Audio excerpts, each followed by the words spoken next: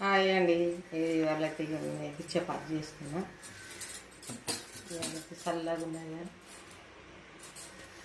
రామచంద్రజీ అయితే చల్లగా వర్షమే కొడుతుంది. వేడి వేడి ఏం తినాలని చపాతి అయితే చేస్తున్నా. చపాతి అయితే చేసుకుందామని చేసుకుంటున్నా. ఇవాళైతే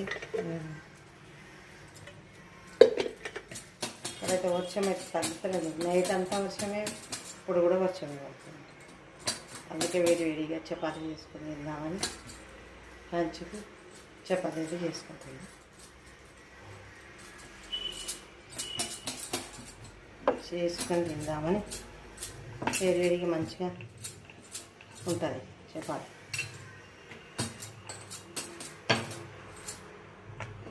డబల్ చపాతీ అయితే చేస్తున్నాను. చూడండి, డబల్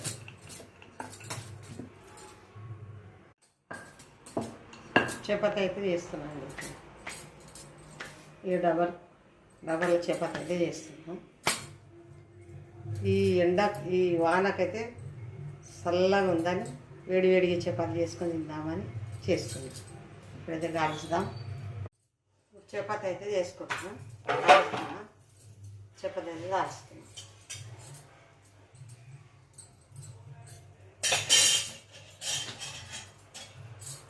చల్లగా వేడిగా అవుతుంది. కింద మధ్యాహ్నం లంచ్కి ఇదే ఇవాళ. అందుకే ఇవాళ చపాతీ చేసుకుంటాం.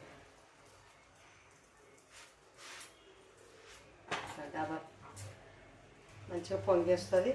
లోపల మడత కూడా మంచిగా పూస్తుంది. ఇట్లా చేసుకుంటే చపాతీ ఇట్లా చేసుకుంటే చూడండి, మంచిగా పొంగి లోపల మడత కూడా మంచిగా ఉడుకుతుంది, కాలుతుంది. ఎప్పుడైనా ఇట్లనే చేసుకోవాలి డబల్ చపాతీలు.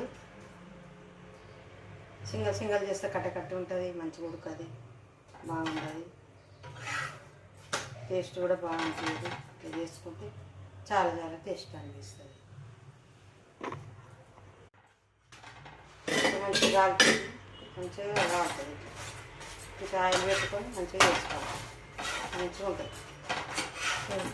చూడండి ఎంత బాగుంది చపాతీ. ఇట్లా అయితే మంచిగా కాల్చుకోవచ్చు. ఇట్లా చపాతీ అయితే ఇట్లా అయిందండి. డబల్ చేసుకుంటే చాలా బాగుంటాయి.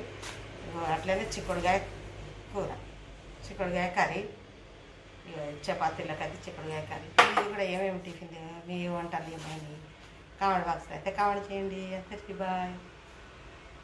బాగా రుచిగా ఉంటాయి.